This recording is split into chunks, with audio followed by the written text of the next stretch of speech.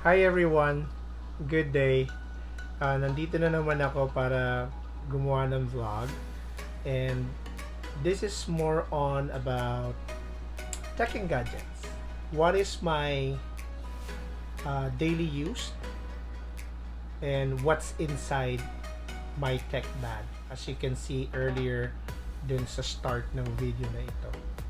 So papakita ko mamaya ano yung mga usual na gamit na dinadala ko, whether I'm in the office, um, going outside sa mall, or sa grocery. Papakita ko sa inyo yung mga bagay-bagay na nasa loob ng aking tech bag. Okay? This is the Thule crossover. And also, I will put it in the description, yung link ng video ko when I do the unboxing and review of the Thule crossover backpack. So very convenient, helpful siya, at on a daily use pwede mo siyang gamitin. Okay? So let's start. I'll show it to you what are my common things that I always go out of my place. So let's start.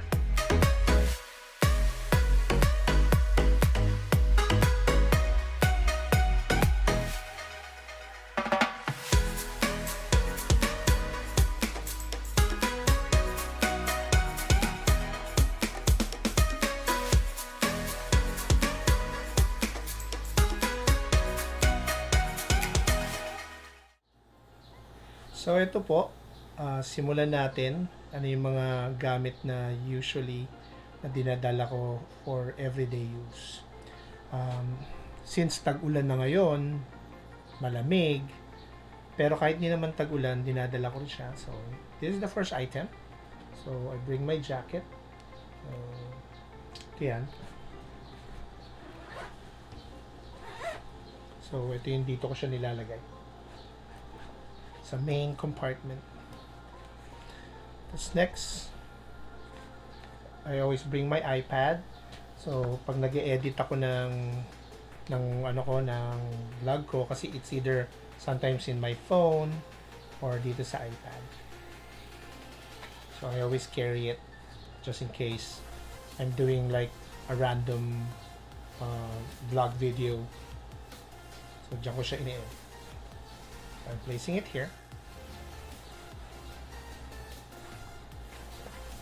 Siyempre, hindi mawawala na bring a towel, a mini towel, so that pinawisan ka, and if you sweat along the way, you have the things you need to bring. Okay, next. Ito very important. I always carry this in case of emergency. So I bring my first aid kit. So, very important yan para kung may kailangan ka, medyo nasugatan ka, kunyari, along the way. So, merong emergency kit. And you can also help someone else just in case na may nasugatan, may na-aksidente, kahit paano makakatulong. So, yan. And I usually place this second compartment here. Pero minsan nilalagay ko rin siya sa main compartment. Next, I always bring also my gadgets for vlogging. So, katulad nito, yung selfie stick. Kumbaga, very helpful to.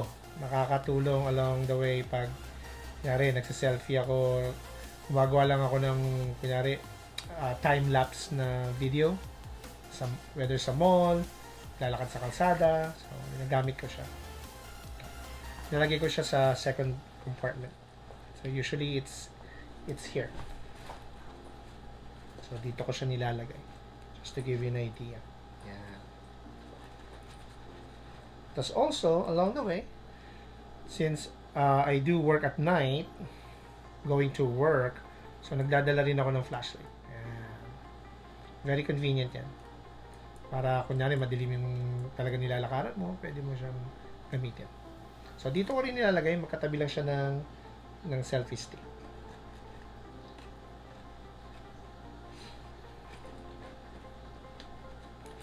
Next, aside from the selfie stick, meron din ako yung Ito, ginagamit ko rin to. Ito yung recently na pinurchase ko. This is a like a single stabilizer handheld pod. So, pag kunyari gagawa ko ng video, so inaano ko siya. So, nilalagay ko rin siya dito sa may secondary compartment. Next, obviously, if you're on the road or naglalakad ka, medyo nalobat yung cellphone mo, iPad, or anything that you need na panggamit sa pag-vlog or means of communication kasi nalobat yung cellphone mo. So, meron akong power bank. I think this is a 10,000 mAh. So, maganda. Very helpful under this is a playground power bank. So, kaya-kaya niya ilang charging yata. So, dalawang slot to. So, dalawang device. Pero usually, fast, rin siya. Rechargeable power bank. So, dito ko siya nilalagay. Also, in the secondary, merong mini pocket here. Ayan. Tapos, yeah, I put my pen. So, kailangan. Kumbaga, pen is sharper than a sword. Ika nga, para pag meron akong kailangan isulat. So, yun yung inano ko. So, dito ko rin nilalagay. Secondary. What else? Yung mga bagay-bagay na, like yung mga wiring, for my charger, USB cable, dito ko siya nilalagay din. So, very important. Tapos, saan ko siya nilalagay? Dito sa pocket niya. Here. Dito ko nilalagay yan. Same to my phone charger. So, nilalagay ko dito. Tapos, dito ko siya nilalagay sa pocket na to.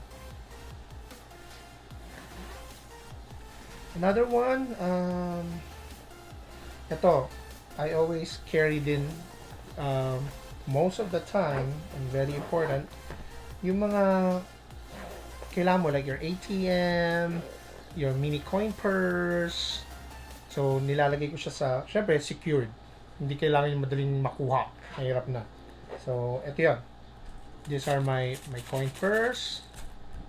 These are my cards from ATM. Yeah, mga ATM ko. Tapos, I usually place it here. Para at least organize. Hindi yung parang ang gulo-gulo. Ayan, ginagamit ko yan. Tinatabi ko siya. At least hindi ako mahirapan. Madaling masuksok agad. Pero I also carry a mini wallet. Ayan, mini wallet lang. Para alam mo yun, mawala mo man, hindi ka manghinayang, hindi ka malulungkot. Pero nagdadala ko. Ayan, mini wallet. Konting cash lang para just in case I need to easily pull out. So mamaya papakita ko sa kanila nilalagay. Pero the cards, may secret pocket to. Itong secondary compartment. So kung nakikita nyo, ito yan. May secret pocket siya. So lalagay ko yan dyan. Para secure, gitang-gitna. Tapos where do I put my coin purse? So nilalagay ko lang naman dito. To carry. Yan. This is the initial or isa sa mga compartments. Yan. Tapos, I also place my work ID. Yan. Para at least easy access bago ko pumasok sa main office. Pull out ko lang dito. Easy to get na siya. Okay? Yan. Tapos next, oh, by the way, before I forget, since every time I go outside, minsan gumagawa ko ng time-lapse video, whether it's selfie or using the selfie stick, meron din ako yung parang, I have also my mini body cam. So, just in case, alam mo yun, while you're walking, lalo na sa gabi, just to be safe. Pero this is only a 720p and with the 8 gigabytes na micro SD card. So, helpful to. Para, for protection na rin. Mahirap. So, nilalagay ko rin siya sa secondary compartment. And katabi lang to ng ballpen, doon ko pinapasok siya. Then, I also carry. So, pag kailangan ko ng editing and everything, so, nandito yung mga SD cards. So, mayroon ako micro SD. Parang slot siya. Pag pinasok ko siya sa laptop or basta anything na laptop na merong SD insertion. So, ito rin yan. Tapos, I have my portable USB, 16 gigabytes. So, kung kailangan ko ng mga files, kasi minsan ng mga anak ko may pinagagawa, may pinapaprint na project. So, dito ko rin nilalagay. So, nilalagay ko to siya sa secondary din, sa may pocket. Katabi ng mga, katabi ng bag when it comes to the putting all my cables, wires, chargers, you know. Next, this one, toiletries, mga basic mo. Siyempre, pag nasa office ka, you're working there for 8 hours, so kailangan mo rin ng konting pabango, tapos siyempre, meron akong toothbrush, toothpaste, so, at least for, hygiene purposes. Hirap naman makikipag-usap ka, bigla lang tutumba yung kausap mo. So, yun yun. Pero nilalagay ko to sa main, compartment area. So, dito siya. Sa main compartment. Then, yep, my umbrella. So, there are cases nilalagay ko sa side pocket. Pero may mga sitwasyon din, I put it in the main. But since tag-ulan, so, sa side siya para easy access, easy grab kagad siya. At madaling makuha just in case umulan. The same goes with my water bottle sa kabilang side kasi may 2 pockets siya. So, ayun yan. Dito ko siya nilalagay para in case na nauwaw ako, I can grab it easily. So, sarado ko muna. So, this is my daily items that I place in my tech bag. And for sure, pag nagkaroon ako ng digital cam, for sure, ilalagay ko naman siya kung saan pwedeng compatible na yun, masisecure. So, lastly, I have technically 4 items left. So, what I usually do, ito yung pinakamaganda sa lahat. Paborito ko. Yan. Ito yung safe zone compartment. Wherein, I always bring my sunglasses. Kahit umuulan, pamporma lang. Pero hindi. Kung tutusin, sinusuot ko to pag kunyari, kukumit ako, inaantok ako, at least hindi halatang natutulog.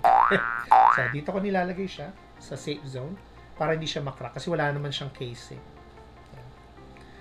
Then, I place my earpods. So, pag nakikinig ako ng music along the way, while on a bus, on a jeep, so, ito ang ginagamit ko. Ayan. Dito ko lang nilalagay yan. And some mints to freshen your breath.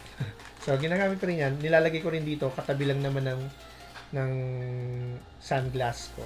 So, dito. And lastly, yung mini wallet. Ayan. For carrying at least small amount of cash. So, nilalagay ko lang din siya dito. Pero here's the good part. Hindi naman siya secret pocket, pero ang ginagawa ko, nilalagay ko sa likod kasi natatanggal kasi ito eh, yung hard shell ng casing ng salamin. So, nilalagay ko lang siya sa likod. Yan. Easy access yan.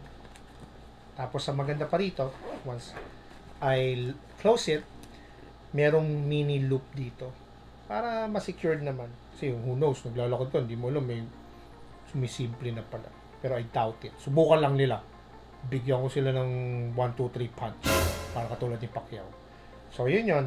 So, once I lock the loop, secure siya. So, ito siya.